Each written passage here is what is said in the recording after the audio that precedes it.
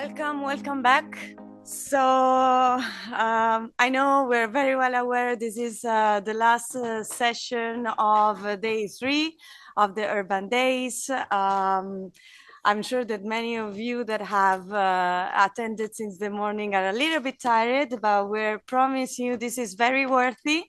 It's a very interesting session on SDGs 14, and the idea is very much to analyze and get a new insight on a territorial approach to a blue economy. This session is co-hosted with the Ocean and Climate Platform, and perhaps before we started, just to inform you that the session is recorded and the recording are going to be available on YouTube at the end of the event. Second, you can benefit from interpretation services. You have a headset in the pocket of your seat, so don't hesitate to benefit from it. For those who don't know me, my name is Oriana Romano, and I'm leading the program on the blue economy in cities and regions here at the OECD. And I'm very, very proud to moderate this session. Because we have an amazing panel, I have to say, also because I'm very fond of the theme, which is the blue economy at the intersection, obviously, with the ecosystem. So the blue economy is a major driver of urban and regional development. As you know, it can create many millions of local jobs in sectors such as fisheries, tourism, and shipping, but also it contributes to carbon emission and ecosystem degradations. We at the OECD CFE in particular, we have analyzed what is the role of cities and regions in changing the blue economy towards a resilient, inclusive, sustainable, and circular one, taking into account the economic sectors that create value added and jobs in cities and regions, but those that also can provide impact in terms of protecting ecosystem services, biodiversity, and obviously the well-being of people.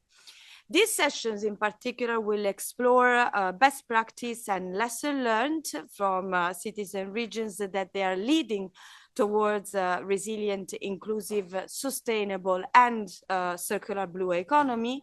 And the idea is to discuss also what is in for cities and regions when it comes to the third United Nations Ocean Conference that, as many of you may know, is going to take place from the 9th to the 13th of June in Nice, France. Maintenant, je vais passer au français. C'est avec grand plaisir que je vous invite à accueillir l'ambassadeur pour l'épaule et l'océan chez les ministres de l'Europe, Olivier Poivre d'Arvor. Merci beaucoup d'être là. Monsieur l'ambassadeur est aussi envoyé spécial du président de la République pour la conférence Océan des Nations Unies. Et à travers de ses fonctions diplomatiques, l'ambassadeur a contribué à faire avancer les partenariats internationaux en faveur de la préservation des ressources marines, du développement des énergies renouvelables en mer et de la valorisation des économies côtières. Excellence, la parole est à vous. Merci. Merci Madame la Présidente, Mesdames et Messieurs.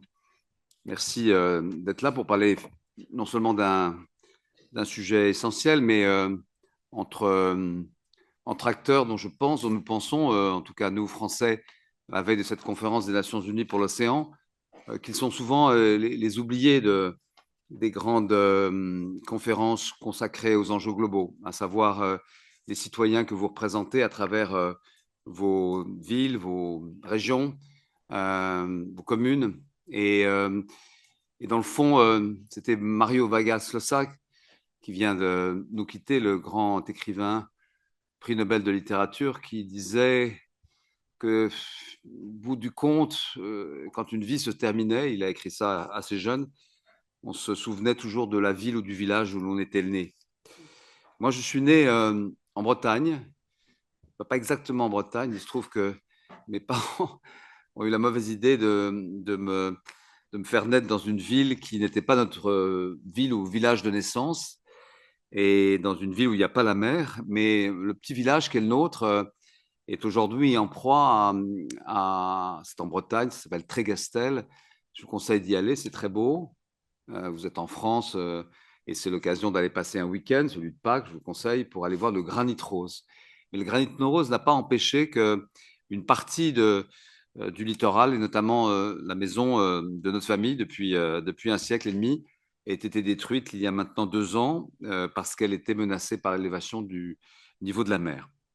Et donc c'est dans le fond de ça que je voudrais vous parler, non pas de cette petite maison disparue, mais plus généralement de ce qui va nous réunir, hélas, à la fin peut-être de ce siècle, qui est un phénomène global d'élévation du niveau de la mer qui, d'après ce que nos amis scientifiques, en tant qu'ambassadeurs de pôle, me disent, qui aujourd'hui est mesuré à 1,10 m et qui pourrait être probablement de 3 ou 4 mètres.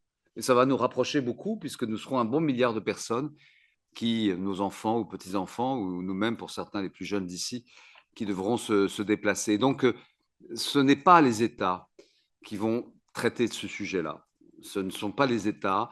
Il y aura évidemment des sujets qui sont traités aux Nations Unies sur cette question, mais notamment pour savoir comment un État qui sera submergé aura une existence légale et juridique. Mais ce seront véritablement les responsables régionaux, dont certains sont ici, je voudrais les saluer, qui aujourd'hui sont déjà en charge. Je suis heureux de saluer notamment Alberto Capano, qui est vice-président de l'Association des villes portuaires et qui connaît bien Édouard Philippe, le maire du Havre, qui travaille en tant que maire du Havre sur cette question de la projection d'une ville qui pourrait probablement d'ici 20 ans, 30 ans, devoir non pas se déplacer complètement, mais revoir toutes les infrastructures côtières. Donc merci vraiment, chère présidente et Aziza, de cette occasion pour nous de nous exprimer à la veille de cette conférence des Nations Unies. Dans un mois et demi, nous serons tous ensemble, retrouvés, tous les membres de l'OCDE. Je voudrais saluer le travail exceptionnel qui a été fait par le secrétaire général, Mathias Cormann, sur ce rapport qu'il a présenté à SOS Océan sur l'économie bleue, le rapport qui, je crois, est en attente d'approbation, je ne sais pas comment vous l'appelez, sur la question de la pêche. Il serait important que les grands pays responsables comme les États-Unis puissent l'endosser. Notre ambition à Nice est de faire ce qui a été fait, ce que nous avons fait ensemble, tous ensemble, la communauté internationale à Paris il y a maintenant 10 ans, pour le climat, de le faire pour l'océan, c'est-à-dire de se mettre d'accord ensemble dans un moment qui était particulièrement intéressant parce que justement tout le monde n'est pas d'accord, donc ça donne du travail aux diplomates que nous sommes, de se mettre d'accord sur un ambitieux plan pour l'océan de Nice, plan d'action pour l'océan. La prise en compte des enjeux locaux et des acteurs locaux sera déterminante. Et je voudrais remercier ici, évidemment, tous ceux qui ont permis que ce sujet soit au cœur de la conférence, plus particulièrement à la veille même, le 7 juin, à l'invitation de Christian Estrosi, le maire de Nice, le président de la métropole. Je salue d'ailleurs Richard Chemla, conseiller auprès du maire sur les questions environnementales, et Sébastien Toutka, qui est le conseiller personnel du maire, de lancer cette initiative qui au début paraissait un peu ambitieuse et qui naît d'une autre initiative de mon voisin ici à ma droite, Romain Troublé, à travers la plateforme Océan Climat et l'organisation Cities, a réuni à Brest, il y a maintenant 3 ans, une soixantaine de villes dans le monde qui pensaient que ce n'était pas un sujet pour après-demain, c'était un sujet pour aujourd'hui, parce que c'est aujourd'hui qu'il faut penser en effet cette question de l'adaptation. Et donc nous allons pouvoir le 7 juin réunir l'ensemble de ces élus du monde entier, qui seront cette fois-ci 500 et qui représenteront aujourd'hui ces 800 millions de citoyens. J'espère que grâce au travail que l'équipe mène, vous arriverez à ce que les élus, les gouverneurs, les maires, et je le mets au féminin évidemment, pourront apporter comme voix, qui seront celui d'1 milliard de citoyens qui seront obligés, et tous les pays sont concernés, rassurez-vous, tous les continents le sont, pas évidemment les pays montagneux, mais New York, les États-Unis particulièrement, la Chine, l'Afrique, l'Europe, l'Amérique latine. Je n'en vois guère, et évidemment c'est un sujet important pour nos partenaires des îles Caraïbes et des îles du Pacifique. Mais enfin, l'océan est parfois vu comme une menace. Il est aussi évidemment la possibilité de témoigner de ces opportunités économiques que nous allons construire. Et à Nice, nous voulons aussi, à travers notamment le témoignage d'un certain nombre d'États insulaires, et nous le ferons avec le Costa Rica, dont je salue le représentant ici, qui est très intéressé par ces sujets, évidemment, dans l'espace Caraïbe. Ces États insulaires nous apporteront aussi leurs solutions pour une relation entre l'océan et les hommes et les femmes, non seulement pacifiée, mais durable, profitable. Et c'est évidemment un grand sujet.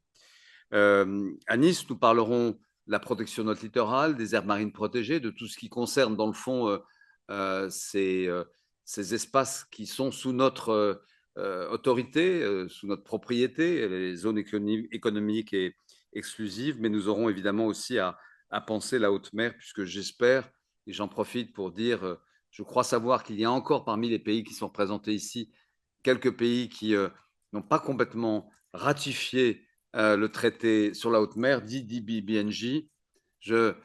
Nous, pas je, mais nous, le Costa Rica et la France, et surtout les Nations Unies, nous vous conjurons de le faire. C'est un accord très important. S'il ne se fait pas ici, il se fera dans quelques années, voire plus, ou jamais. Et donc, nous sommes aujourd'hui à quelques voix. Vos pays, pour certains, sont tout à fait prêts. Alors, c'est parfois compliqué pour des raisons de processus parlementaire, mais je sais que vous êtes évidemment très au courant de ce sujet. Mais si vous pouvez rapporter en capital notre demande, il nous faut 60 ratifications, et il en manque aujourd'hui 4 ou 5. Alors, je ne vais pas évidemment être plus long sur la question du rôle des collectivités et des territoires sur ce rapport à la mer. Il est évident, et dans le fond, une autre statistique, je crois qu'à l'OCDE, vous en produisez un certain nombre en tout cas, est très éclairante. En 2050, nous serons aux joies 10 milliards, et parmi ces 10 milliards de personnes, près des trois quarts, les trois quarts vivront à moins de 75 km d'un territoire côtier, c'est-à-dire 7 milliards 500 millions d'habitants. Ces habitants, forcément, exerceront des pressions sur l'océan, des pressions normales, naturelles, si j'ose dire, mais qui, dans certains continents, je pense à l'Afrique ou en Asie, sont liées à des problèmes d'assainissement, mais d'autres, évidemment, des problèmes de pollution chimique, de pollution plastique. Et même les pays enclavés savent leurs responsabilités. Ils ont toujours un fleuve ou une rivière qui charrie dans l'océan du plastique et du microplastique, qui est là pour des millénaires. Et donc, nous aurons l'occasion, je pense, tous ensemble, de pouvoir traiter de toutes ces questions. Je ne veux pas être trop bavard, mais le programme de cette conférence pour l'océan des Nations Unies, que nous construisons de manière très étroite avec l'OCDE, est disponible maintenant, et nous vous attendons évidemment pour y participer à travers vos pays, mais aussi beaucoup, beaucoup, beaucoup à travers les grandes villes, à travers les grands ports qui sont menacés partout au monde par cette élévation du niveau de la mer et d'autres phénomènes. Et faites vraiment que, dans le fond, les chefs d'État passent, enfin, certains pays où ils restent longtemps, mais enfin, un jour ils passent ou ils trépassent, mais les villes restent. Et les villes restent, et l'attachement que les citoyens ont pour leur ville ou pour leur petit village dont les maisons ont disparu est quelque chose de très important. Et cette relation sensible à l'océan, cette relation personnelle qui fait que nous aimons l'océan, elle tient au fait que nous sommes tous nés d'un village ou d'une ville qui n'est pas très loin de la mer peut-être. Et cet attachement, je pense qu'il sera porté, en tout cas je le sais, par nos amis de Nice, que je remercie, et par l'ensemble des communes et des collectivités membres des pays de l'OCDE. Merci beaucoup, Madame la Présidente.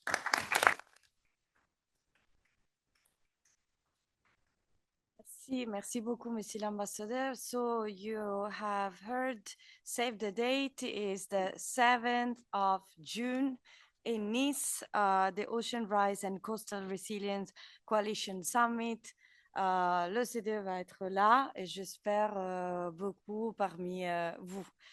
Merci beaucoup. Now we're going to move to the co-host of this session, Ocean and Climate Platform, Roman Troublé. The Ocean and Climate Platform has been working to bridge the gap between the scientific knowledge, so interaction between ocean, climate, and biodiversity, and the policy making, which is very much needed as in many cases, the scientific community speaks one language and the policy/political one another. So it's important to bring together these two communities, and one opportunity will be indeed this summit on the 7th of June in Nice on the coalition. Alors, Romain, je vous invite à nous parler un peu de la coalition. C'est quoi les buts du sommet et surtout quoi les villes et les régions doivent s'attendre de ces conférences. Merci. Merci Madame la Présidente, merci Aziza. Bonjour à toutes et tous, merci de me recevoir aujourd'hui. Cette idée de coalition, elle est née il y a très longtemps maintenant, il y a 4 ou 5 ans. On est allé dans 5 régions de la planète faire des workshops avec des maires de villes de différentes tailles pour écouter ce qu'ils pensaient, ces maires, et leurs services, de la montée des eaux et de la façon de s'y adapter. Et on a été frappés par un discours assez commun qui est qu'ils se sentent un peu comme des solitaires sur le Vendée Globe. C'est-à-dire que quand ils se retournent derrière eux, il n'y a personne qui répond pour aider et pour aider à penser l'adaptation à ces changements climatiques. Et ce constat a été fait, a été porté avec M. l'ambassadeur Paul Darvor à plusieurs reprises à Brest, puis en 2023 à Paris autour d'un sommet sur les pôles, et a été décidé avec le maire de Nice, M. Estrosi, et l'État français et bien sûr le Patient national climat de lancer une coalition. Ça fait 18 mois qu'on travaille dessus, donc on est aujourd'hui très mobilisés. Pour mobiliser quels acteurs? Les acteurs, évidemment, les villes littorales dans le monde entier, les présidents et les gouverneurs aussi de régions côtières, et sans oublier, bien sûr, les pays insulaires des différents océans de la planète. Et de les réunir aux côtés d'acteurs clés, que sont les acteurs de la science, bien sûr, de la finance et de la société civile, puisque ce qui a été remonté par ces workshops à l'époque, c'était on ne sait pas ce qui va se passer et où sur des territoires. 2, on n'a pas donc les données. 2, on n'a pas d'argent pour faire penser l'adaptation, ne serait-ce que penser déjà. Et 3, on a besoin d'avoir une justice sociale. Ce qui remonte des territoires, c'est que les gens, évidemment, veulent voir ça se faire de façon socialement équitable. Alors, ce sommet, il sera le point de départ, le 7 juin, le point de départ d'une mobilisation inédite et mondiale pour faire front commun, finalement, face à ces impacts du changement climatique et à la montée de la mer. Cette coalition, elle sera hébergée au sein de l'ONU par le Global Center for Climate Mobility, GCCM, pour lui donner ainsi un portage international, multilatéral, et l'emmener cette coalition des mers plus loin. Quelle est l'ambition? On l'a déjà dit, monsieur l'ambassadeur l'a déjà dit, promouvoir l'adaptation à la montée des eaux, évidemment, et aux changements qui sont induits, bien sûr, et surtout en faisant ça de façon collaborative, coopérative, c'est-à-dire comment on se met ensemble pour comprendre, comment on apprend des autres qui ont déjà fait ou qui sont en train de faire, comment on ne refait pas les erreurs de certaines vies qui ont été menées dans le passé, et comment on crée du dialogue entre à la fois ce monde académique, mais aussi le monde de la finance internationale, et également ces enjeux le rapport aux entreprises, parce que cette adaptation ne va pas se faire toute seule, elle va se faire avec aussi le monde économique, évidemment. Alors, cette coalition, elle s'organise aujourd'hui au jour le jour, évidemment, mais elle a 5 piliers majeurs qui sont la mobilisation des élus et des acteurs du littoral, évidemment, pour se connecter, pour partager des solutions. Deuxième pilier, c'est le financement, j'ai déjà dit, je le redirai beaucoup, parce que c'est l'enjeu quand même qu'on a évalué, qu'on a bien sûr fait remonter beaucoup. Des enjeux de plaidoyer en faveur des intérêts de ces villes et de plaider l'importance pour ces gouvernements locaux de se faire écouter et de se faire entendre dans les différentes organisations internationales, de gouvernance internationale. Bien sûr, la connaissance, le quatrième pilier, et bien sûr, le renforcement des capacités, la formation, comment on apprend des autres et comment on partage ces choses-là. Alors, le sommet va se dérouler en 9 thématiques. Ça va être très, très riche. Je vous encourage tous à venir à Nice, évidemment, pour partager ces discussions pendant cette journée très dense. Et les thématiques qui vont être discutées, c'est la science, c'est la gouvernance, évidemment, comment on gouverne tout ça demain, le financement et l'assurance, notamment, le monde assurantiel sera présent, les ports, la IVP est là et je laisserai intervenir juste après. La justice sociale, j'en ai déjà dit, et les solutions fondées sur la nature, parce qu'il ne s'agit pas de bétonner nos côtes, il s'agit aussi de se servir du vivant pour s'adapter et pour réagir à cette montée des eaux. Alors, il faut aussi voir cette coalition comme un service. Cette coalition, elle sera au service des villes, en fait. Et c'est de créer comme ça, au niveau multilatéral, une agence de service pour répondre à tous ces besoins, et aussi une agence de service qui sera peut-être demain liée à une facility pour essayer de cofinancer, de financer des projets à travers le monde. Pourquoi pas être un récipient notamment et distributeur du loss and damage, des fonds qui vont émerger un jour de cette convention climat. Et enfin, je voudrais donc tout le monde peut adhérer. Il y a une charte à signer, c'est très simple. C'est aujourd'hui assez informel. Je crois que c'est important que ce soit comme ça. Et on peut accepter bien sûr des candidatures maintenant, demain, à Nice, après Nice. Enfin, il n'y a pas de deadline et de durée d'implication.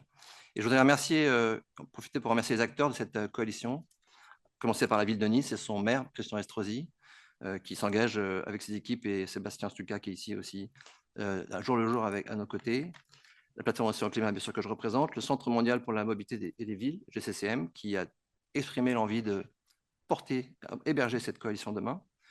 On est bien sûr aidé, pas tout seul dans cette histoire, on a aussi fait appel à l'OCDE, Aziza, bien sûr, à l'ICLEI, à la COI UNESCO, au Fonds mondial pour le développement des villes, à la IVP.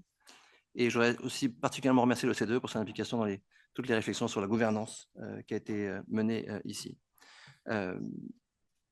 Et puis, bien sûr, un soutien financier. Ce projet est aujourd'hui très soutenu par la France, avec les fonds de l'AFD française, par le ministère de l'écologie, ministère des Affaires étrangères français, mais aussi par le gouvernement de Monaco et sa fondation, la Fondation du Prince Albert de Monaco. Merci à ces gens qui nous accompagnent le long de la route depuis 18 mois maintenant et pour les prochaines années, j'espère.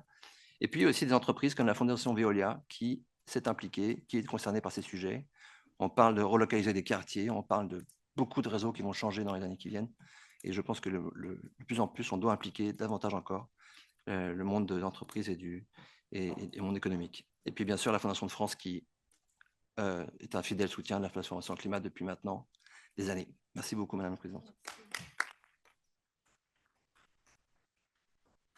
Merci, super. On espère que beaucoup de villes et régions vont participer au sommet, mais surtout contribuer activement à la coalition après le sommet, parce que c'est pas qu'un événement, en fait, c'est un engagement pour le futur. Et vous l'avez évoqué plusieurs fois, la ville de Nice, alors que j'ai le plaisir d'avoir entre nous Monsieur Richard Chemla, adjoint à la ville de Nice. Alors, pourquoi Nice a été sélectionné et comment vous vous préparez à cet événement? Merci beaucoup. Alors, je suis très, très heureux de me représenter et de l'excuser aussi Christian Estrosi, qui, pour des raisons d'agenda, n'a pas pu être là, mais sachez qu'il suit, vous imaginez, hein, c'est le chef d'orchestre de cette future réunion, et il le suit régulièrement. Et dès mon retour dans ma ville préférée, je lui ferai le point, bien entendu, sur cette journée. Je vais simplement faire, parce qu'on m'a dit de faire vite, juste la bande-annonce en fait de ce qui se prépare à Nice, et je vous invite tous, j'espère vous retrouver dans cette ville. Pourquoi Nice? Je vais jouer le Méditerranéen, parce que ça ne pouvait être que Nice. Excusez-moi pour Gênes, peut-être Gênes et Nice. Parce que Nice est exceptionnelle depuis 2018 et elle accélère depuis 2020. Elle se prépare en fait à ce changement climatique. C'est l'inexcusable tort d'avoir trop tôt raison de notre maire. Vous avez quelques clichés où il a décidé, si vous voulez, de ramener de la végétalisation au sein de la ville, de ramener du vert, et pas seulement pour le vert, parce qu'aujourd'hui j'ai la triple casquette de santé, d'environnement et de protection animale. C'est ce qu'on appelle loi 9, à une seule santé. Et on sait aujourd'hui combien j'insiste, seules les villes qui auront du vert au sein de leur quartier vont permettre de faire subsister leurs seniors, de subsister leurs femmes enceintes, de subsister leurs enfants. Vous avez entendu tout à l'heure dans cette réunion exceptionnelle, combien pour 1,5 degré d'augmentation, on aura 4 degrés, voire 8 degrés sur nos villes. On n'est pas à 1,5. Moi, j'ai connu Rio, 72, on va être à 4 degrés. Donc en fait, c'est vraiment pourquoi Nice? Parce que nous avons cette réalité, parce que nous travaillons pour ça, parce que nous allons vous accueillir et nous préparons la ville, je le dis depuis un certain temps. Ce n'est pas, je l'ai entendu, et ce qu'il faut comprendre pour Nice, ce n'est pas un one-shot, comme vous dites, j'ai horreur des termes, excusez-moi, anglo-saxon, mais pour une fois, il veut bien dire ce qu'il veut dire. On travaille, et on travaille depuis très longtemps, et on continuera après l'océan, après cette réunion, à récupérer l'information, à passer l'information, à créer des ambassadeurs. Moi, mon rôle, je fais confiance, et vous le savez, à notre ambassadeur, Poivre d'Arvor, je fais confiance à l'ONU pour préparer cette conférence des chefs d'État. Mais par contre, mon rôle, que m'a donné Christian, c'est d'ouvrir, de donner aux Niçois, aux Français, à ceux qui ne connaissent pas forcément la mer, leur donner cette envie de protéger cette mer d'où on est né, d'où on vient. On a tous dans notre corps du plasma qui représente pratiquement l'eau de Méditerranée. Voilà notre rôle. Donc on est prêt sur ce multifactoriel. La ville est prête, elle est verte depuis bien longtemps, elle le restera. Elle accentue son développement. Vous le voyez hein, sur quelques photos, en particulier en mobilité douce. Donc vous serez dans une ville de Méditerranée agréable où bien que nous soyons en juin, vous verrez que l'impact climatique sera modéré dans nos quartiers. Et on est prêt aussi parce que j'y tiens beaucoup, et ne vous vexez pas, en tout cas pour ceux qui participeront à ce congrès, on veut qu'elle ne soit pas du tout bling-bling, pas paillettes et pas confetti. Pour cela, nous avons le Carnaval de Nice. On travaillera fortement à vous montrer qu'on veut des résolutions, on veut un accord de Nice qui amène sur, en particulier, la haute mer, parce que c'est un point essentiel. Voilà, en résumé, la bande-annonce, si vous voulez, de Nice, c'est pour faire court. Et puis, je vous dis, on en reparlera ensemble à Nice et vous verrez combien cette ville mérite, en fait, d'accueillir notre futur. Nous restons sur ces 4 piliers, la sobriété, parce qu'aujourd'hui, c'est le point essentiel. On veut toujours plus, on rajoute aux éléments, aux combustibles fossiles, on rajoute des énergies renouvelables. On n'enlève pas les combustibles fossiles. On n'a jamais consommé autant de combustibles fossiles depuis 2024. Jamais autant de charbon que depuis 2024. On veut l'adaptabilité parce que c'est notre survie et on a des solutions. On veut sensibiliser pour nos enfants et nos ambassadeurs, pour leur faire comprendre ce que c'est que le changement climatique et comment ça doit être un tremplin et pas un frein. Et on veut donc aussi éduquer pour apprendre à vivre dans un monde peut-être sans être bené, mais totalement différent, et leur montrer qu'ils ont les clés. Et c'est à eux, vous voyez combien nous mène ce sommet, à eux d'aller sur un autre chemin, que le chemin que nous avons pris nous a un peu égarés, mais qu'après tout, il nous montre aussi où il ne faut pas aller. Je vous remercie.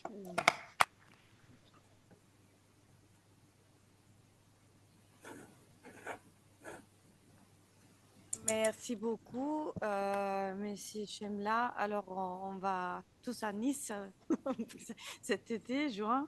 Pas qu'un tourisme raisonné.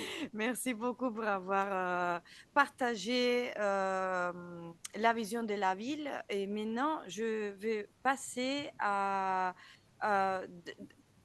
I'm gonna move now to the regional vision. Actually, we wanted to bring to the table an example from the Azores, Portugal, which are leading the way on the sustainable blue economy and protection of marine ecosystems by creating the largest network of marine protected areas, Atlantic, the regional council and the Sea Forum, amongst other activities.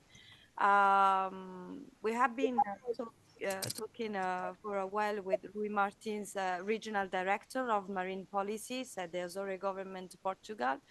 And the idea here is very much to share what they have done so far, but also what they are planning to do in the future, as this is really the top priority for the Azores government.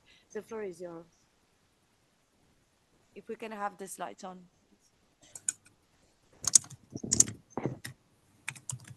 Merci Oriana, et on vous et Monsieur l'ambassadeur, je salue à tous. Et maintenant, je vais faire en anglais parce que ça sera beaucoup plus vite.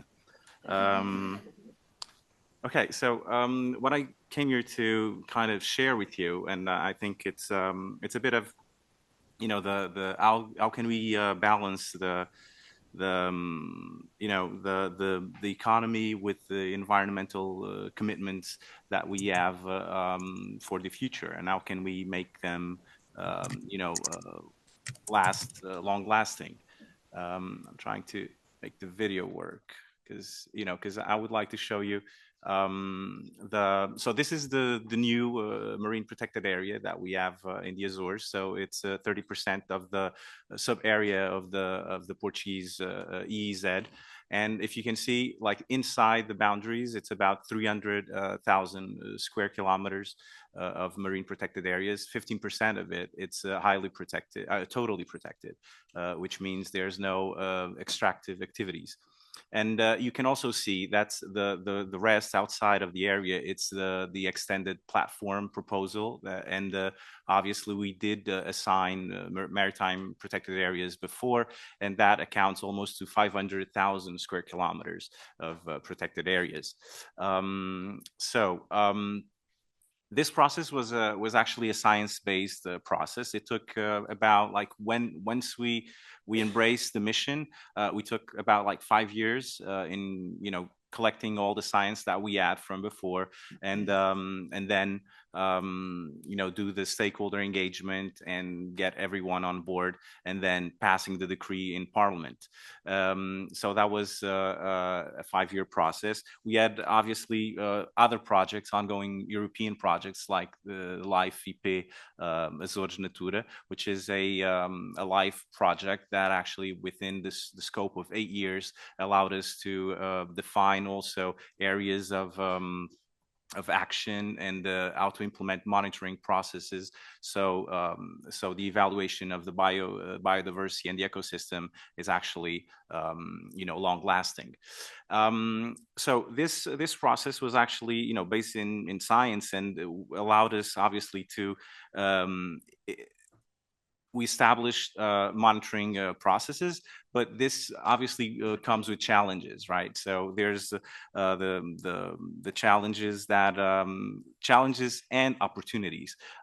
So the challenge that we have is like how to monitor like this such a wide area, and this actually involved like a lot of scientists, local scientists that developed technological devices, so we could go and actually map the whole 142 sea mountains of the Azores within the past year.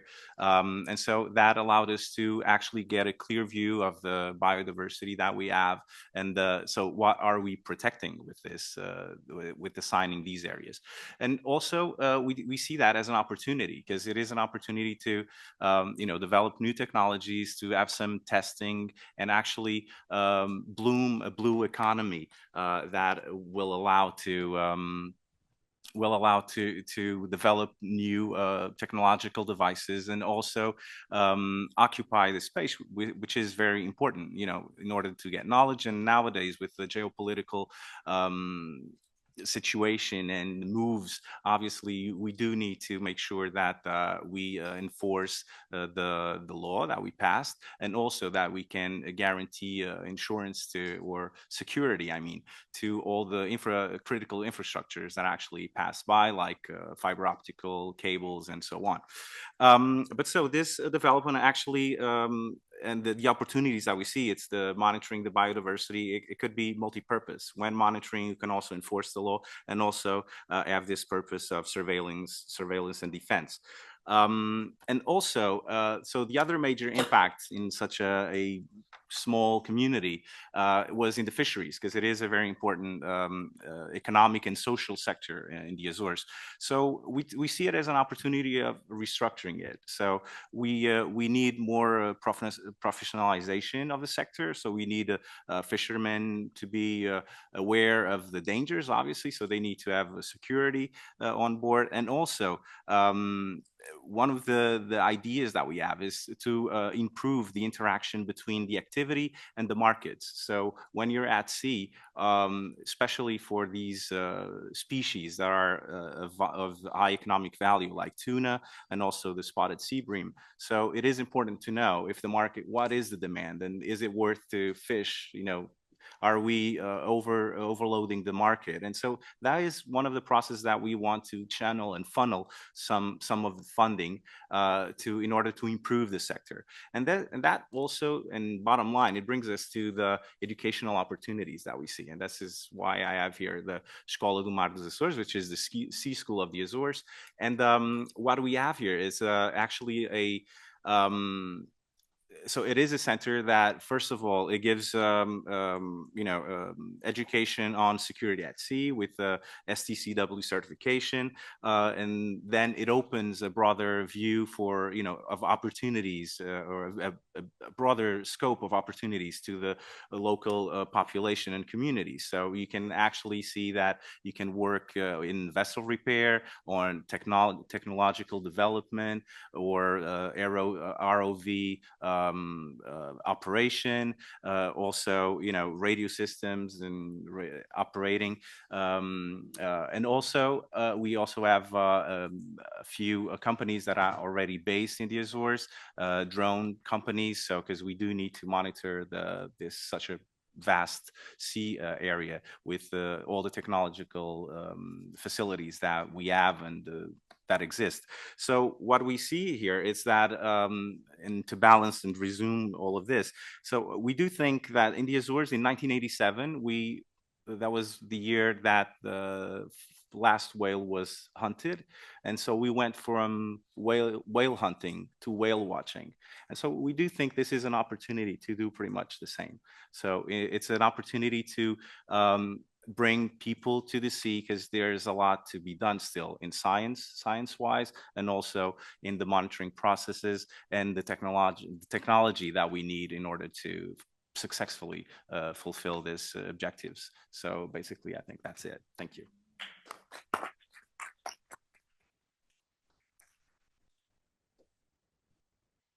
Thank you very much, Rui Martins.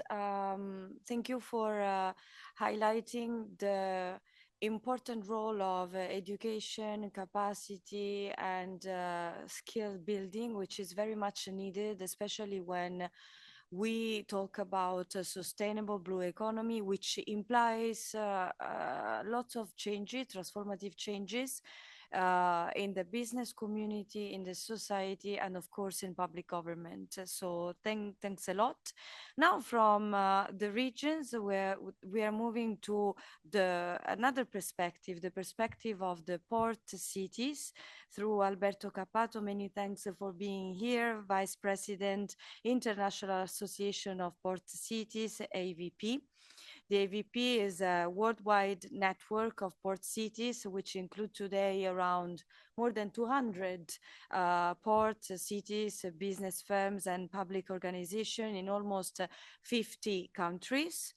Ports are key elements in global supply chain. Their strategic location placed them on the spearhead of climate change impact, as well as the development of solutions.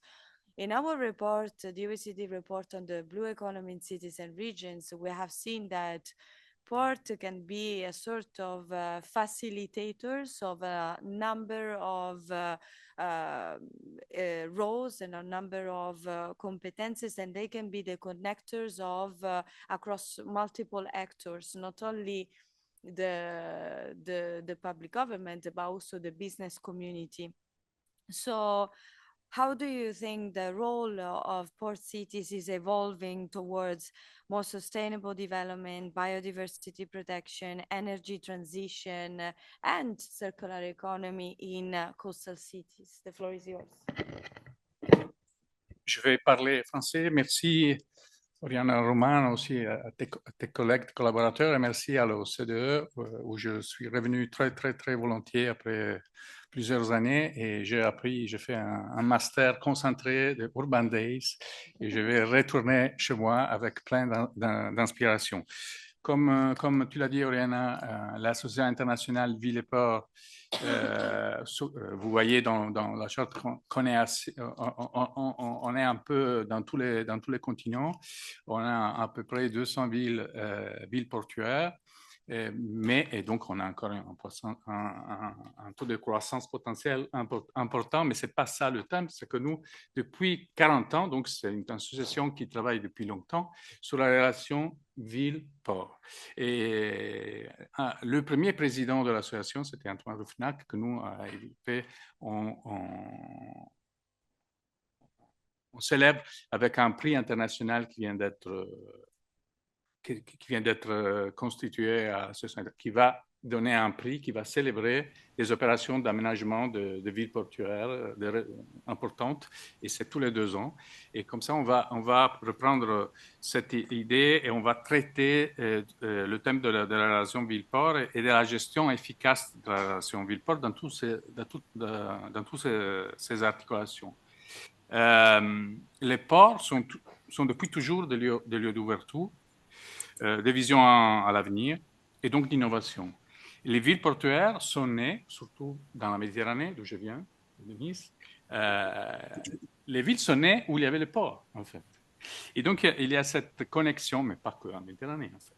Il y a cette connexion très importante et même, étant donné que très souvent les ports ont besoin d'espace supplémentaire, et il y a des conflits qui naissent avec la ville.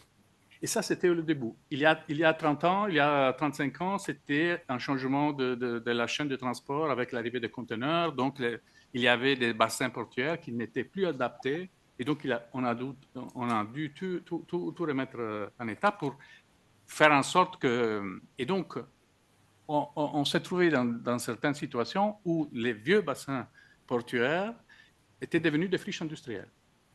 Et ces friches étaient en face des centres historiques. Et encore pire, le port était fermé. Donc, il y avait le centre-ville, il y avait des barrières. Et donc, les citoyens ne pouvaient pas avoir accès à la mer. C'est incroyable. C'était comme ça. Mais il s'avère aussi très souvent que le port ont des espaces qu'ils n'utilisent plus. Alors, voilà qu'on peut y arriver. À Gênes, par exemple, donc je viens de Gênes, le premier port italien, on dit qu'il y a 2 maires, le président du port et le maire de la ville. Donc, pour vous donner un peu qu'est-ce que ça veut dire, cette relation qui est difficile. Donc, ça dépend aussi des intérêts différents des 2 fonctions, bien évidemment, mais aussi, maintenant, c'est aussi quelque chose qui, sur les thèmes sur lesquels on va nous confronter à Nice en juin, et sur tous ces thèmes qui sont liés au changement climatique, on est forcé de travailler ensemble. Et je vous donne quelques exemples que je suis en train de voir au sein de l'association. Par exemple, il y a une tendance de plus en plus importante d'essayer d'utiliser ces espaces pour les mettre à disposition des citoyens, mais pas que seulement avec des promenades ou des lieux de loisirs, mais aussi des lieux de production de connaissances. Donc, par exemple, je peux vous citer un projet extraordinaire de la ville de Barcelone qui est en cours avec un investissement de 50 millions d'euros pour créer un pôle technologique sur ce thème-là, ou à Lisbonne, où on a réalisé notre conférence annuelle cette année, où il y a un campus où on traite ces 64 hectares sur le bord de mer, où on traite tous les thèmes. On traitera tous les thèmes d'innovation liés à l'économie bleue et à l'intelligence artificielle, qui maintenant rentre d'une façon importante et forte, pas dangereuse, mais forte dans nos activités, ou à San Diego, pour changer de continent, où il y a des pépinières d'entreprises en économie bleue. Et ce que je vois aussi au sein de l'association, je vais essayer de faire vite, c'est qu'il y a de plus en plus des demandes par exemple, dans la gestion de mon front de mer, dans ma vie professionnelle de gestion du front de mer de la ville de Gênes, on a des problèmes à gérer. Et des fois, même des grosses sociétés ne sont pas capables de nous aider. Et donc, on va lancer des appels pour les petites des startups, et on leur donne peut-être la possibilité de venir travailler chez nous, mais en leur donnant une liste de nos besoins et de nos exigences. On va essayer de les aider à faire partir leur business, mais aussi eux nous donner des solutions à nos problèmes. Et des fois, ça arrive parce que les petites et moyennes entreprises, des fois, sont plus flexibles que la grande entreprise des champions nationaux qui sont importants, sont nécessaires parce qu'ils font travailler aussi les petites entreprises, mais qui, des fois, n'ont pas la sensibilité et même, je ne dirais pas les capacités, mais la force, parce qu'ils doivent survivre, en fait, d'aller au sens de l'innovation forte. Voilà. Encore une chose, c'est qu'il ne faut pas oublier que les interfaces ville-mer ou ville-fleuve aussi, villes portuaires sur la mer, ont un charme extraordinaire sur le citoyen. C'est des lieux de charme et c'est aussi des lieux où on peut faire de la communication importante sur les thèmes qui nous sont chers. Et nous, par exemple, on accueille tous les années à peu près 5 millions de visiteurs et on a la possibilité de passer des messages pendant qu'ils viennent chez nous. On a un aquarium qui n'est pas seulement, c'est un centre scientifique important, c'est pas l'aquarium en soi, que ça peut être un peu particulier, comme penser aux zoo, donc c'est pas ça, mais l'aspect scientifique, où et ce matin, il y a un monsieur que je vois là-bas au fond qui parlait de montrer le thème de l'énergie et faire comprendre, et donc on est en train aussi de faire en sorte de faire comprendre qu'est-ce que ça veut dire consommer de l'énergie, et donc un visiteur qui vient, un citoyen qui vient se promener chez nous, rentre chez lui avec la beauté du paysage, mais aussi avec deux messages importants. Quand il rentre à la maison, il sait combien ça vaut sa consommation d'eau, combien ça vaut l'électricité qu'il consomme. Et ça aussi, ça permet au port, par exemple, nous, de montrer qu'un pourcentage important de nos besoins d'électricité c'est produit par des panneaux photovoltaïques, par des éoliennes, malheureusement. Et donc, c'est quelque chose qui va vraiment dans cette direction. Donc, je m'arrêterai là, peut-être. Et avec une dernière chose, on est seulement à 200 km de Nice. On est une ville portuaire importante. On regarde les avancées qu'a fait Nice depuis les derniers 30 ans. C'est énorme. Et donc, je serai parmi les premiers arrivés pour la conférence.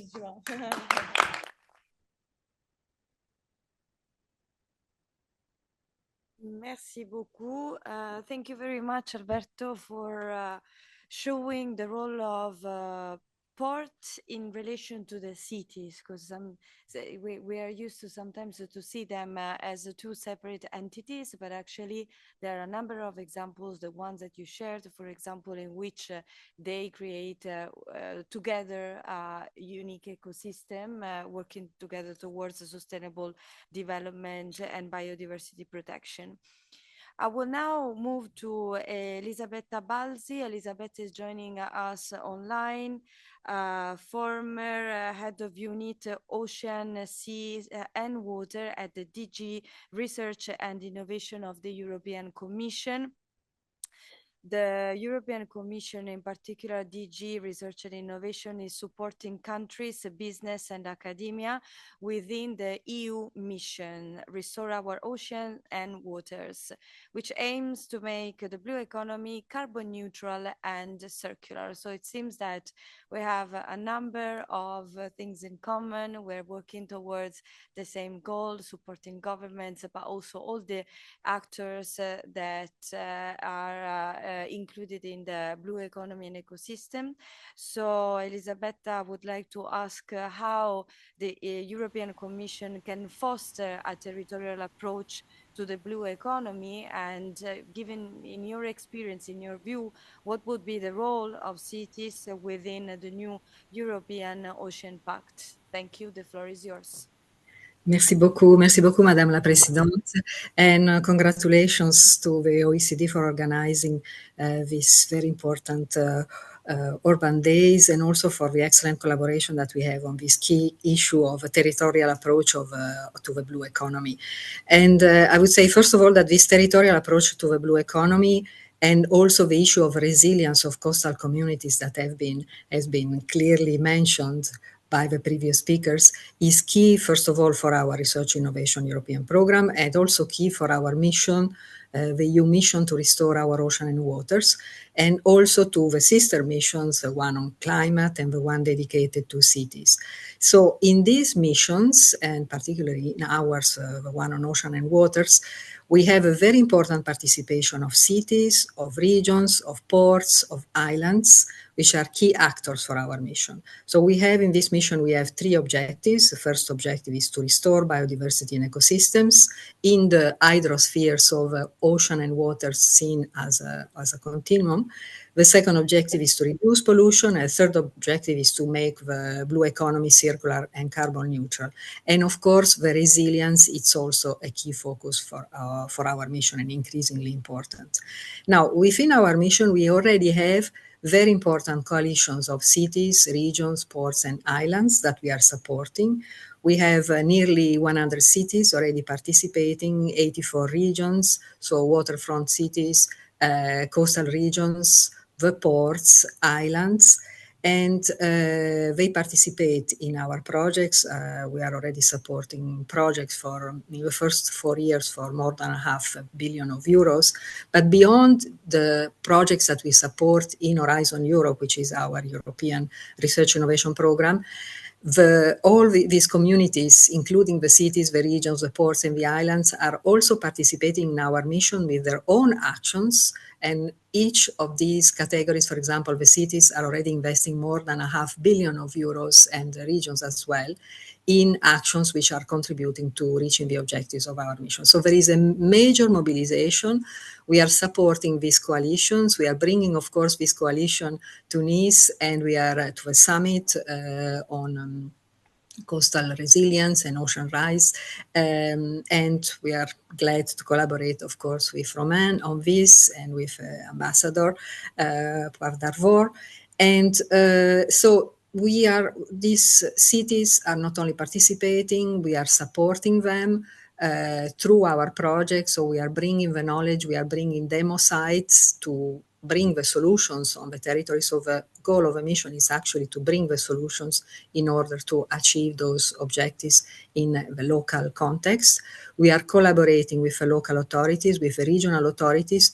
We are providing, for example, technical assistance to prepare transition plans in order to reach those three objectives of a mission, and also to make these cities, regions, ports, and islands resilient. So we have major investments ongoing, so not only through research and innovation, but also through technical assistance. We are collaborating, as I was saying, with the regional, with the local authorities, with city authorities, with the port authorities, with the river authorities as well, in order really to join forces and achieve these goals at a faster pace. There is really an urgency to act.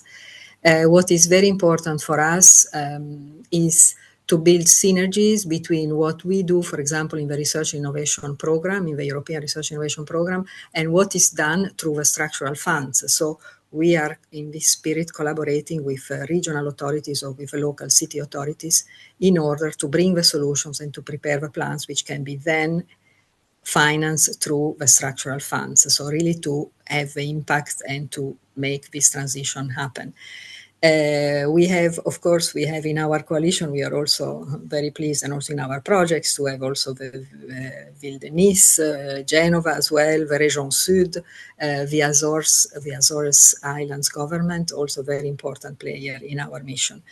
So we are looking forward to continuing to join forces in order to reach these goals, which are very ambitious. There is really an urgency to act. We have heard it from all the speakers. So we are looking forward to join forces also through the Nice summits in order to reach these objectives. I wanted also to mention that, for example, the resilience of coastal communities is also key in some research innovation alliances that we support. For example, the All Atlantic Ocean Research Innovation Alliance. There also we have now currently a flagship on the resilience of coastal communities. And last, to finish, Oriana, you asked the question of connection to the Ocean Pact. Of course, I cannot preempt what will be very likely organized or announced in Nice as one of the major outcomes, which is expected or tentatively planned to be the announcement of the Ocean Pact. But I would say that the resilience of coastal and islands communities should probably be an important element of it. So all is converging in the same direction, and we are really looking forward to joining forces to reach these very ambitious objectives. Thank you very much. Thank you very much, Elisabetta, and also for sharing some preliminary insights in relation to the new Ocean Pact that we hope is going to be launched in June. I would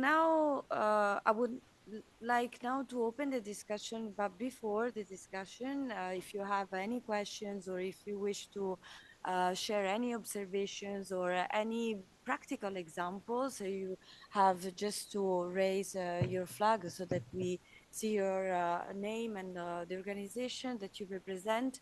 But before that, and to allow you to have a few minutes to think about the questions and intervention, I would like to ask my colleagues to play the video, a very short video about the work that we do here at the OECD on the blue economy in cities and regions. Thank you.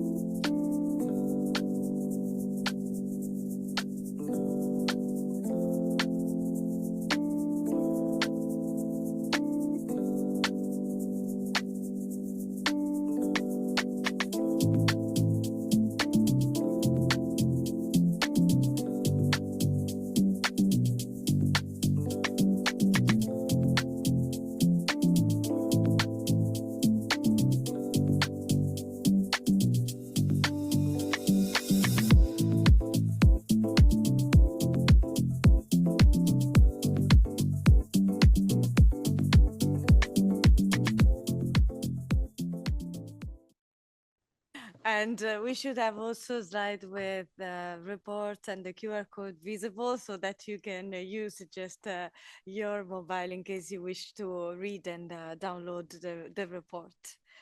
So I have for the time being Costa Rica first and UCLG. Costa Rica, Carlos, please. Thank you very much, Oriana, and congratulations for this interesting panel, and congratulations the speakers, because there are so many interesting topics here. Thinking that traditionally we concentrate efforts in public policy in a continent, and it's difficult to look in the same balance in public policy to the ocean. So regarding to the third United Nations Ocean Conference, it is with deep honor and enthusiasm that Costa Rica assumes that the co-chair alongside our esteemed partner nation, France. To co-chair this conference is not only a recognition of Costa Rica's long-standing environmental leadership, it's a profound responsibility, one we embrace with energy, conviction, and a shared global vision.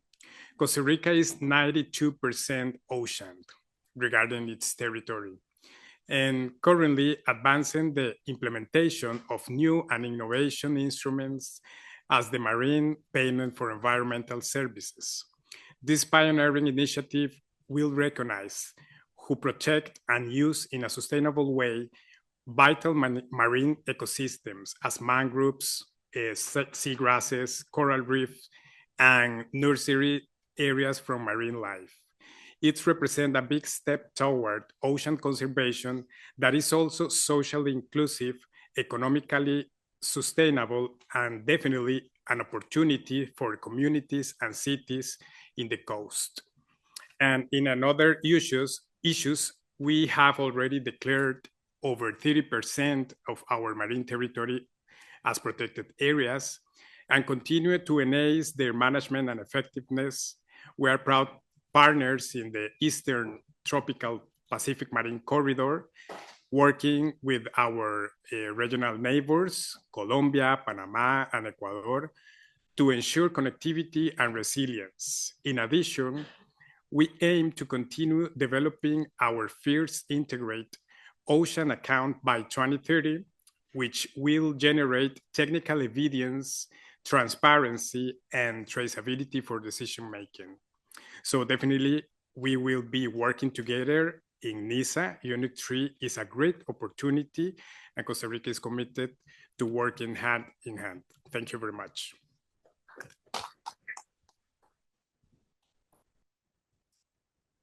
Very much, Carlos, for sharing this message on the commitment of Costa Rica along with France, of course. And Kader, UCLG, please. Merci Oriana.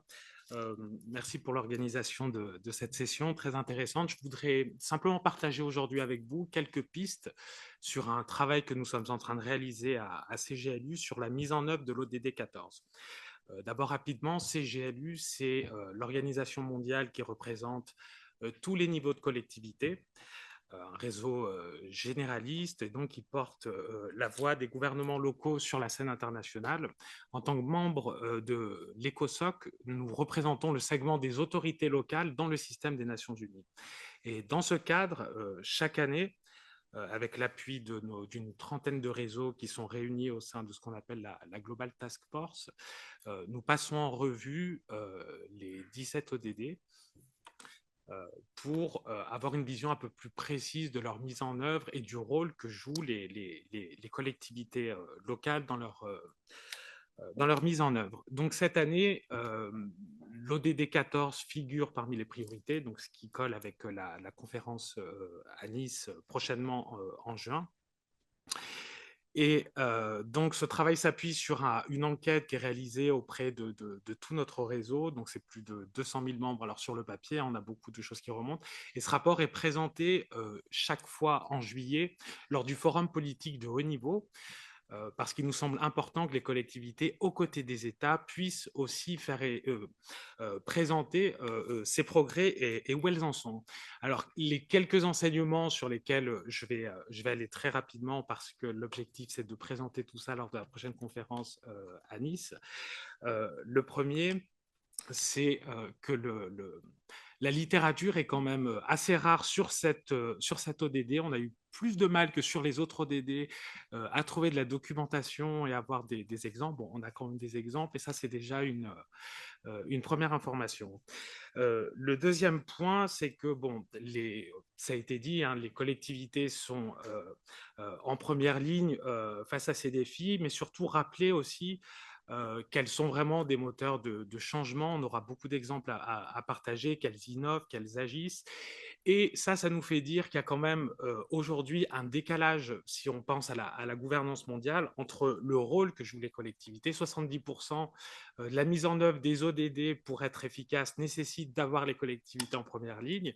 Et nous ne sommes pas toujours à la table des négociations. Et donc, je dirais que c'est le premier travail de plaidoyer qu'il faut qu'on fasse avec voilà, l'appui de tous. Le troisième enseignement, c'est la fragmentation quand même des politiques publiques. Les institutions restent très cloisonnées. C'est vraiment important qu'on sorte de cette approche en silo si on veut avoir vraiment une vision de long terme qui soit efficace. Et ça implique forcément de repenser aussi les cadres de gouvernance. L'autre point aussi, c'est l'importance d'adopter de façon urgente une approche Nexus. Les sujets sont liés. Je pense à l'eau, le climat, les océans, l'alimentation, la biodiversité, mais c'est une approche qui reste encore très rare. Et de ce point de vue aussi, les collectivités peuvent être assez inspirantes parce qu'elles sont quand même en mesure d'avoir cette approche-là lorsqu'elles en ont les compétences et les moyens. Sur la question des moyens, justement, donc la question des financements, ça reste un sujet récurrent. Bien sûr, il y a des outils comme les obligations bleues qui peuvent être mis en avant, mais là aussi, c'est un débat plus général, un travail de plaidoyer qui nous tient à cœur. L'architecture financière internationale n'est pas adaptée aujourd'hui aux collectivités territoriales, donc on le dit beaucoup, on essaye d'avancer là-dessus, mais que ce soit sur la thématique des océans ou sur d'autres sujets, ça reste vraiment un travail qui doit nous mobiliser au premier plan. Et donc, oui, il y aura un atelier le 7 juin sur la question des financements avec le FMDV. Donc, ça, c'est une bonne chose. Dernière chose, peut-être aussi, ça a été dit par la plateforme, le représentant de la plateforme Climat et Océan, le rôle de la science.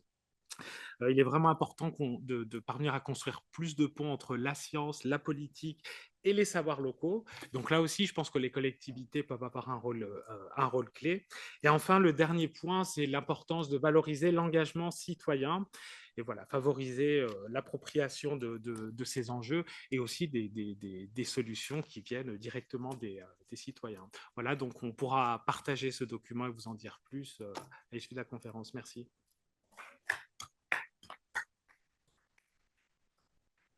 Je vais juste me permettre de rebondir sur ce que vous avez dit pour simplement le souligner, tellement c'est important. C'est un point, je crois, essentiel, la transversalité. C'est un point, vous savez comment je m'appelle? Moi, je m'appelle un serrurier. J'ouvre des portes. La transversalité, on le voit, quand on veut sauver aujourd'hui un animal, on ne sauve pas simplement sa niche, on sauve l'écosystème. Si on ne sauve pas l'écosystème, on ne sauve pas l'animal. Et ce que vous voulez présenter, c'est ça. Et c'est ce qui, pour sauver l'homme, c'est vraiment rentrer sur l'ensemble des composantes environnementales. 70% de nos pathologies viennent de notre environnement. 40% de nos cancers viennent de notre mode de vie. Et c'est pour ça que je reviens sur mon cheval de bataille, et c'est par la voie de l'entrée, et c'est ce que nous faisons à Nice, de la santé environnementale, qui regroupe l'ensemble de l'environnement qui touche l'homme, qu'on nous permettra d'arriver à cela. Et ce que vous dites est essentiel, et je serai votre chevalier blanc et votre avocat pour le défendre à Nice, cette transversalité, et vous donner la parole, parce que tout va se passer au niveau de local, et il faut adapter ces outils. Je ne veux pas faire plus long, je dis que je faisais ce soir extrêmement court, c'est ce qu'on m'a demandé. Merci beaucoup et merci Kader pour avoir partagé les messages, que tout à fait sont les messages qu'on a aussi dans les rapports de l'OCDE. C'est tout ce que tu as mentionné, les défis sur les financements, sur le manque de transversalité, sur la fragmentation institutionnelle. Ils sont vraiment de vrais sujets à mettre sous la table. Aussi à Nice, évidemment, oui, les citoyens aussi. Keith, please, you are next, UK.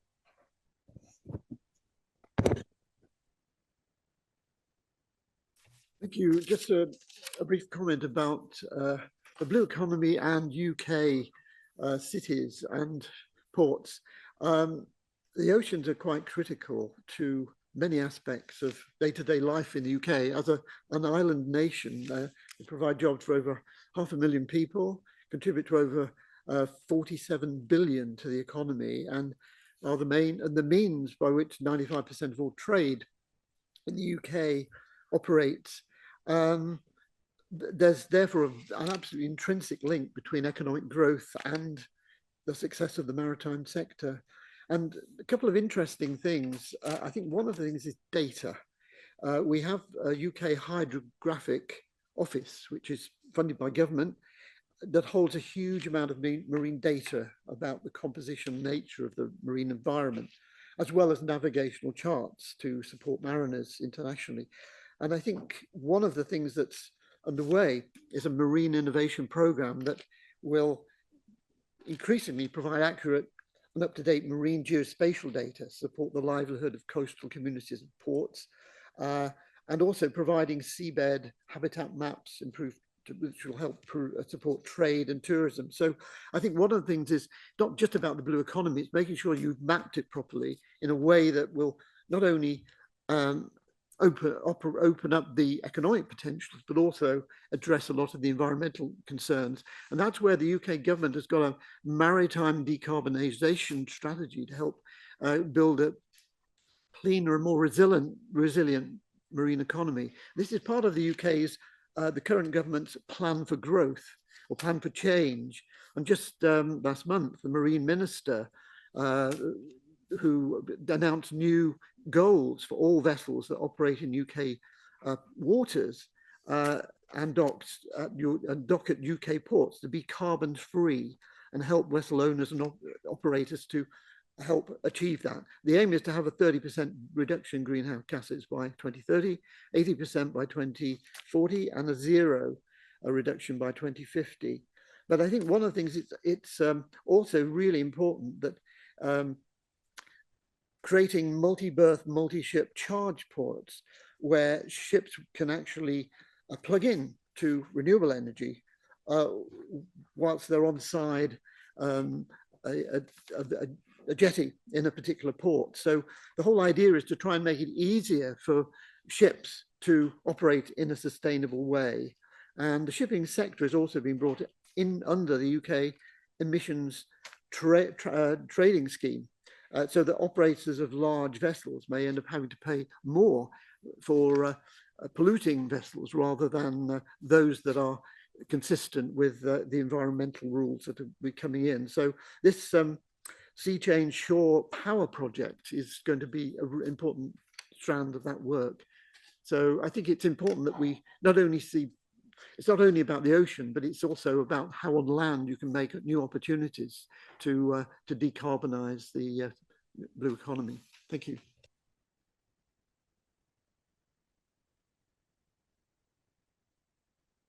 Thank you very much, Keith. On this point, perhaps Alberto wanted to share a few words. Oui, par rapport à la production d'énergie dans le port, au service des bateaux, c'est vrai, c'est un défi important. Une petite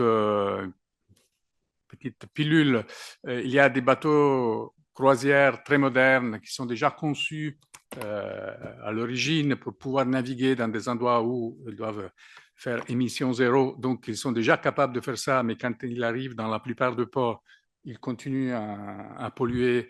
Et quand on est dans le centre-ville, c'est des nuances, des externalités négatives qui sont beaucoup moins importantes que celles des ferries anciens qui ont de la fumée noire en continu, mais c'est quand même de la pollution qui monte et les bateaux sont déjà prêts pour faire ça. Donc, il suffirait peut-être une loi ou des règles qui disent quand on est à un tel nombre de milles de la côte, il faut, même si on est dans d'autres mers qui ne sont pas la mer Baltique et l'Alaska, par exemple, de mettre ce système-là. Pourquoi? Ça coûte beaucoup plus cher aux compagnies de croisière. Mais laissez-moi dire, tout le monde, tous les ports, en principe, voulaient les bateaux croisières, mais il faut faire des investissements importants qui sont des investissements publics pour construire les quais de plus en plus longs. Et après, tous les retombées économiques restent un peu dans le main, ou la plupart, des compagnies croisières. Donc, il faudrait rééquilibrer tout ça. Et par exemple, dans la logique de dire, les croisières, ça va, ça engendre une dynamique importante de développement du territoire pour le tourisme, ok, mais il y a aussi les citoyens qui vivent dans les ports et peut-être il faut aussi faire attention à ça. Sinon, on fait beaucoup d'efforts pour réduire la circulation de trafic, réduire la pollution de climatisation et du chauffage et après, on ne fait rien pour ça. Voilà. Alberto, so we're moving towards the end of this very interesting and rich session, and we know now we're standing between you and the networking event cocktail. So I'm gonna give the floor now to our youth representative to share his observation on what he heard about the blue economy, blue ecosystem in general. Alain Jabour, Sciences Po, Paris. Merci beaucoup déjà à l'OCDE de permettre aux jeunes de participer à cette discussion qui me semble essentielle. So I'll be talking in English. So of course, allow me as a Sciences Po student to be speaking in the name of our university and the youth in general.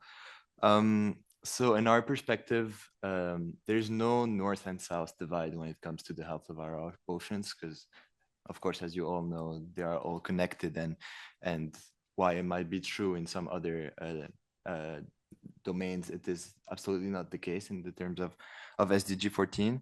So we are all equally concerned, and our coastal cities are highly dependent on the blue economy here. The EU has numerous outermost regions that are at the forefront of climate change and the increased vulnerability.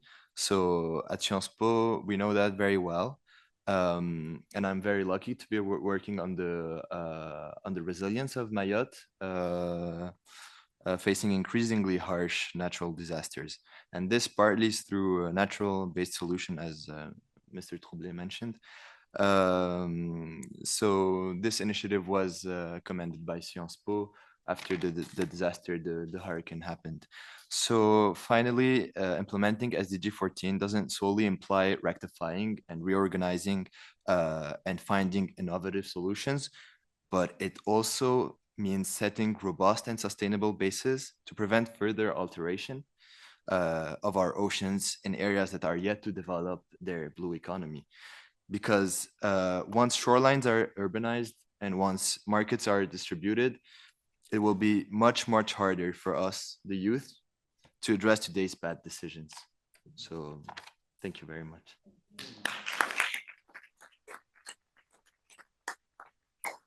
Thank you very much for highlighting a number of important issues, among which the fact that ocean and water have no boundaries. And so sometimes we think territorially as there exist boundaries, but actually you highlighted that is not the case. And thank you for reminding this to us.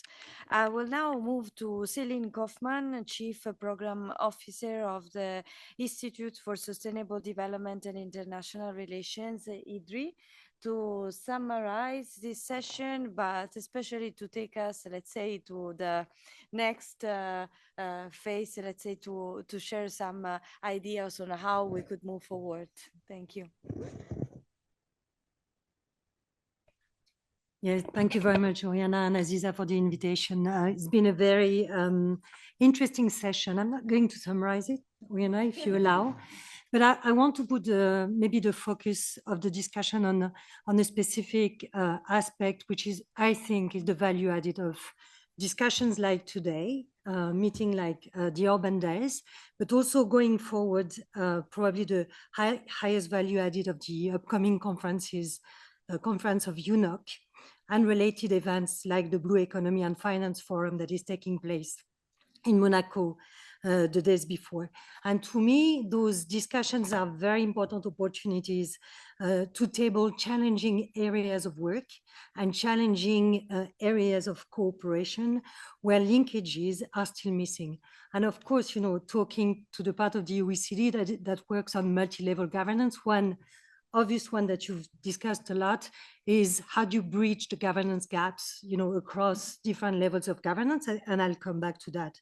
But to me, one of the big elephants of the room, in the room, that was maybe mentioned a bit towards the end of the session is where we can still see a big gap is between what we call sustainable blue economy and the ocean protection. And when you think about one major contributor to the blue economy, which is blue tourism and ocean protection, because it's not really straightforward. There are many gaps there that I think conferences like UNOC can help actually bridge, not really bridge, but at least advance a dialogue on. So on the one hand, you have a sector, blue tourism, with hundreds of millions of visitors that are drawn every year to coastal and maritime destinations, and that generates more than 1.5 trillion annually and support 52 million jobs worldwide. And I'm sorry, it's not OECD data, it's WTTC, but it's still very interesting data on the topic. And on the other hand, of course, tourism has significant impact on the marine environment and coastal communities. We know it affects fragile ecosystems through pollution and overfishing. So we know the consequences are quite clear, but they are not always, and for obvious reasons, openly addressed to the degree that they should be addressed, although it actually may threaten the very assets that draw the tourists to those regions. So, of course, I'm bringing the attention to that topic, not because there's a complete void of discussion or even commitments. And we know that several international commitments are fostering more sustainable tourism development, the Global Tourism Plastics Initiative, the Glasgow Declaration on Climate Action in Tourism, initiatives like the One Planet Sustainable Tourism Program, the Ocean Breakthroughs, the High-Level Panel for a Sustainable Ocean Economy are supporting states, international organizations, the private sector, and destinations in implementing some of these commitments. And we can see the growing momentum, political momentum, and more broadly, the momentum to set more sustainable, regenerative, inclusive, and therefore resilient path.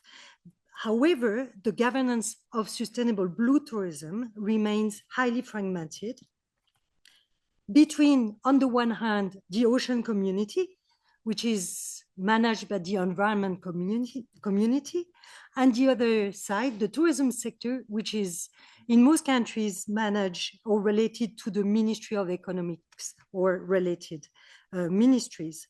And if you look at the latest declaration of UNOC, the Declaration of Lisbon of 2022, the final declaration has no mention whatsoever to tourism and to blue tourism. So that's one example where you can see the fragmentation across sectors and the fact that communities working in silos might not help address some of the gaps that exist. We can obviously see this fragmentation, and I mentioned it earlier, across levels of government with, and it was mentioned several times, key action in the hands of the subnational levels, cities, while the national level remains the key players of overall policy and of international cooperation. These are the states that are usually represented in those intergovernmental processes where decisions on cooperation are being taken. So what needs to happen, taking your question of looking forward, how can the initiatives adopted at the local level be scaled up for impacts? So I mentioned it, UNOC and the related Blue Economy and Finance Forum are excellent opportunities to try and break silos, and we're trying to push for an agenda that would put together the ocean and the tourism community, including public and private sector alike. We hope we will be successful in that, but all good wills are welcome. If you look at the multi-level governance, we know that and still keeping in the blue tourism world, we know that participatory tourism planning, community-led initiatives are key to ensure that local communities are involved in decision-making. Although not direct parties in international law, subnational levels need to be, cities, regions, need to be recognized as the critical conduits of implementation. And on that, let me highlight the opportunity that Brazil is actually giving with the upcoming COP30 on climate, where they really want to make it the COP of implementation. And who else than the subnational levels know about implementation? Of course, it's not an easy task, again, because international law is much more about states than about subnational levels, but still there's an opportunity to try and help Brazil and the parties to the COP to flesh out what implementation may mean and how subnational levels might be actually involved and engaged in the climate discussions.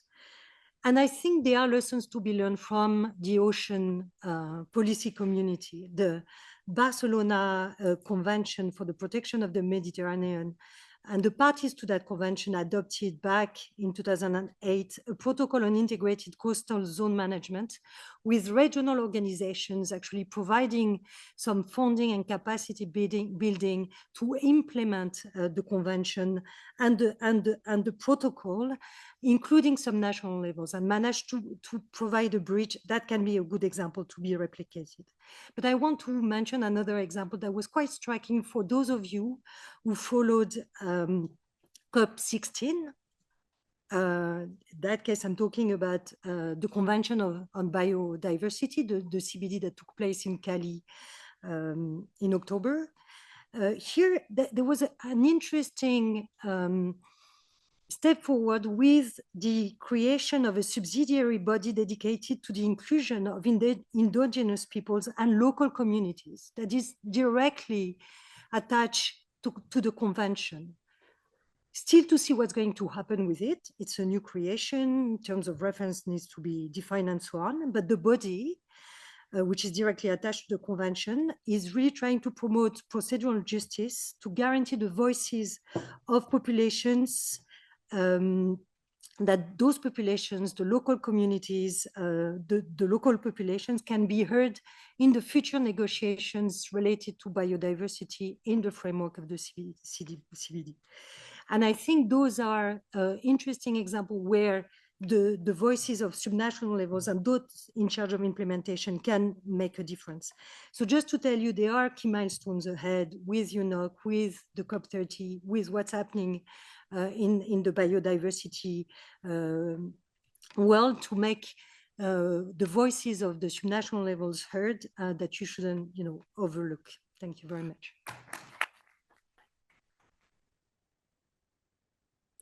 Thank you so much, Céline, for these brilliant conclusions. So a good momentum, but we need to avoid sustainable blue washing, basically, which is a very important message. So this is the end of our session. Please join me with doing a very round of applause to everyone. We now invite you to join us at the networking event which will take place in the Chateau by now.